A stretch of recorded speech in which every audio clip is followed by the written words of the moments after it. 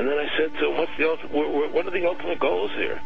He said, the ultimate goal is to get everybody in this world chipped with the RFID chip, and have all money be on those chips and everything on those chips. And if anybody wants to protest what we do or violate what we want, we just turn off their chip. In the end, everybody will be locked into a monitored control grid where every single action you perform is documented. And if you get out of line, they can just turn off your chip, for at that point in time, every single aspect of society will revolve around interactions with the chips. This is the picture that is painted for the future if you open your eyes to see it.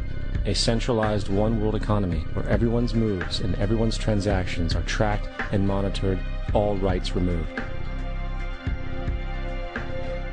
What is at stake is more than one small country. It is a big idea, a new world order.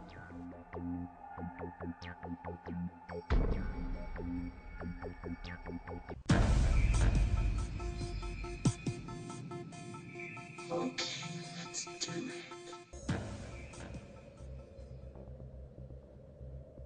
On the back of the dollar bill, you'll see the symbol on the left-hand side of the bill, which is annuit coeptus, which means our enterprise is now a success. Our enterprise is crowned with success.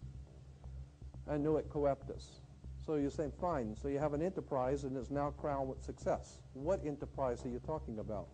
Novas ordo seclorum. Novas is novus, meaning new. Ordo is order. And seclorum is where we get the word secular, meaning the world. So it's new order of the world, the new world order. George Bush's new world order is now a success. We can exclusively reveal that George Bush Sr.'s occult name is Magog, which is the name of the evil army commanded by Satan to visit Earth and destroy the kingdom of Christ.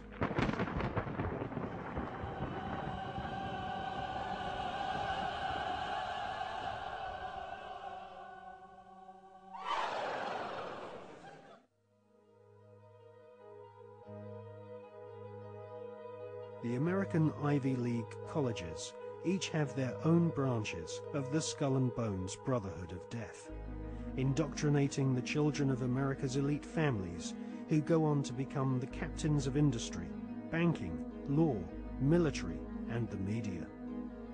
The epicenter of this elite cabal is Yale University. The last 3 presidents attended Yale, as did the terrorist expert Paul Bremer III, who governs Iraq for the Bush-Cheney Skull and Bones elite. Members of the Anglo-American Illuminati network also share the same philosophy. They believe in a single, all-powerful superstate, which is governed by a single world leader. If the Illuminati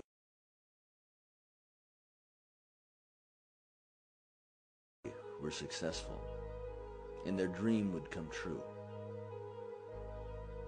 it would be a virtual hell on earth. That is what the New World Order is all about. It's a living hell.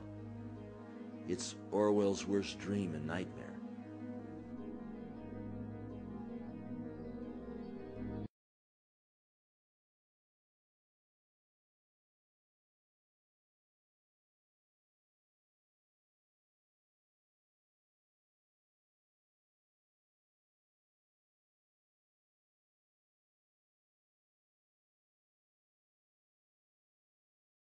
The FEMA plans to imprison American citizens have generated a lot of interest around the country in locating the potential prison camps throughout the country, or facilities that have other uses but which could be quickly used to detain large numbers of people, such as this Amtrak facility in Beech Grove, Indiana. All of these apparent security measures are particularly unusual here, because this is a very low crime area, and this facility is nothing but an old train repair station with nothing in it worth stealing. In this portion of the parking lot is a brick building, suitable for processing, next to a gate that leads right out to the railroad tracks, and all of this is contained inside a fully fenced area, now 3 layers deep in fencing at this point. This U.S. Air Force train indicates federal and military involvement. Facing the opposite direction You can see that this area, too, is a very large fenced area with railroad track running the length of the fence and plenty of warehouses. This small building is the only way into a particular fenced area. Inside this building, we see more of the motion-activated detectors, electronic turnstiles, and prison bars.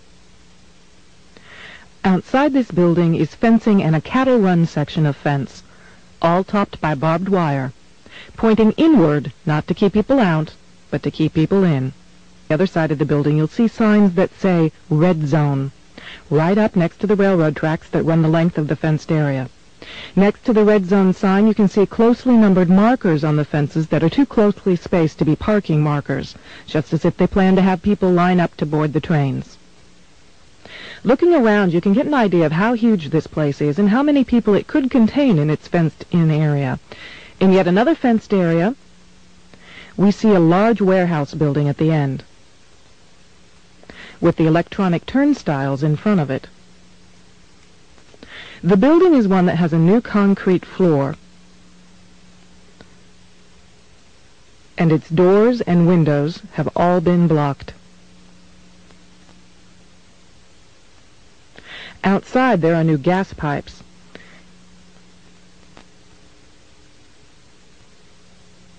Even as we were filming, a black helicopter flew over us, observing what we were doing, which has happened many times when we have been at the facility.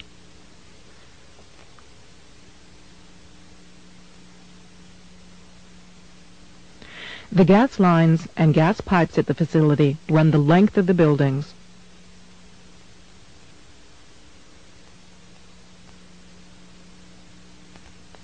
And come out at some very, very large, brand new furnaces that have been installed at the buildings throughout the facility.